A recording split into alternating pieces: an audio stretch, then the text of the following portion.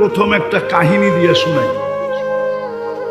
মসজিদে নববীতে হাদিসের দর্স চলতেছে, হাদিসের দর্স, সবাই হাদিসে রসুল শুনতেছে, কিন্তু যুবক একটা দূরে বৈশা কচ্ছপের মতো মাথা দুইটা হাঁটুর ভিতরে ঢুকায় দিয়া বৈশা খালি দৌড়তেছে।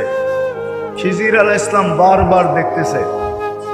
একটু পরে আর ওনার সহ্য হয় নাই, উনি উঠা গেছে যুবকের কাছে, যে দিছে মাথায় টোকা, কোনো মতে কষ্টে মাথাটা বাহির করছে।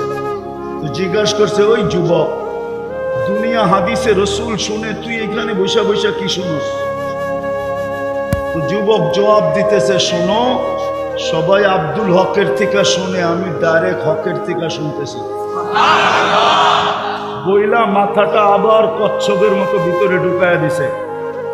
খিজির আলাইহিস সালাম ভাবতেছে, এত উঁচা লেভেলের, আর একটু আরে বাজায় দেখি, ঠিক না?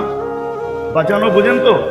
আর একটু পরীক্ষা করে দেখি। আবার মাথায় টোকা দিছে, আবার কষ্ট করে মাথাটা বাহির হয়েছে। তো খিজির আলাইহিস সালাম বলে, তুই এত উচ্চ লেভেলের যুবক, তাহলে বলতো আমি কে? তো মাথাটা ভিতরে ঢুকাইতেছে আর বলতেছে, খিজির, বেশি বিরক্ত করো না, একটা চিৎকার দিয়া ল্যাংটা করে দিন। কেননা চিৎকার দিয়া যদি খিজির বলে যে এই যে খিজির, তো পুরা মজমা এদিকে দৌড়ে চলে আসবে খিজির আলাইহিস সালামকে দেখতে, ঠিক না? হ্যাঁ, কি? তারপরে ধরবো, দেন পানিতে ফু, বোতলে ফু দিতে দিতে জানো যেতে পারে।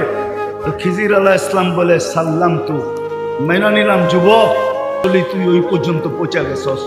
আজকে যদি আমার সমাজের যুবক আল্লাহ আল্লাহ বলতো, মা বোনরা বলতো, পুরুষরা বলতো, তাহলে এইখানে বৈশা জান্নাত দেখতো।